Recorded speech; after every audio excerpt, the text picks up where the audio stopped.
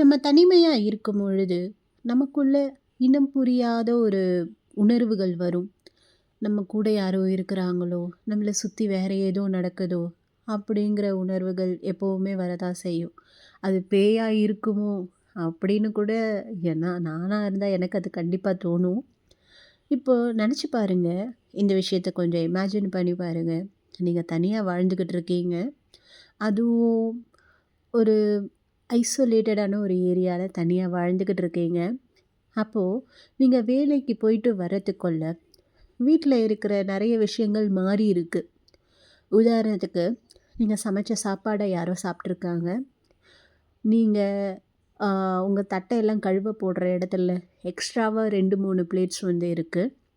உங்க வார்ட்ரோப் கலஞ்சிருக்கு. அதுலயும் உங்களோட 2, 3 துணி காணாம போயிருக்கு. உங்க பெட்ல யாரோ படுத்த தடம் தெரியுது. இவ்வளவும் நடக்கும் பொழுது, உங்களுக்கு எப்படி இருக்கும்? ஆமா. இந்த மாரி உண்மையாவே ஒருத்தங்களுக்கு நடந்திருக்கு. ஆனா, அவங்க என்ன நெனச்சிருக்காங்க, நாம தான் இதெல்லாம் வந்து யூஸ் பண்ணியிருக்கோம். நமக்கு அது வந்து மறந்து போயிருக்கு போல இருக்குன்னு சொல்லி, மாசக்கணக்கா அப்படியே கடந்து போயிருக்காங்க. ஆனா, ஒரு பாயிண்ட்டுக்கு அப்புறம், நம்ம ஏன் இவ்ளோ மறக்கறோம்? அப்படின்னு சொல்லிட்டு யோசிச்சு, யோசிச்சு பார்க்கும்போது தான் தெரியுது, அவங்க அப்படி பண்ணல.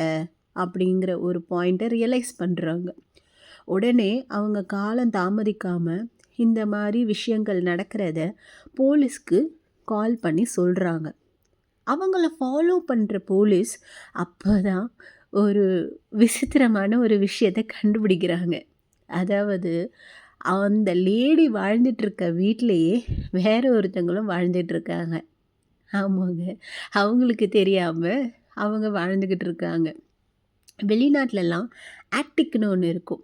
அதாவது கூரை பகுதியில அ ஒரு மொட்டை மாடி மாரி ஒரு ஏரியா ஒண்ணு இருக்கும். அது கூரையால கவர் பண்ணியிருப்பாங்க. அந்த பகுதி எப்பவுமே வேக்கன்ட்டா தான் இருக்கும். ஸ்டோரேஜ்க்காக வந்து அத யூஸ் பண்ணிப்பாங்க சில பேரு. அந்த இடத்துல அந்த லேடிக்கே தெரியாம அந்த ஆள் வந்து தினமும் தூங்கிட்டு, தூங்கிட்டு போயிருக்கான். அவன் ஒரு ஹோம்லெஸ் பெர்சன். அவனுக்கு போற நாதி இல்ல. அதனால வேற வழி தெரியாம அங்க வந்து படுத்து படுத்துட்டு போயிருக்கான். காலப்போக்குல அவன் வந்து இந்த லேடிக்கு வந்து ஞாபக மறதி இருக்கிறத கொஞ்சமா உணர்றான்.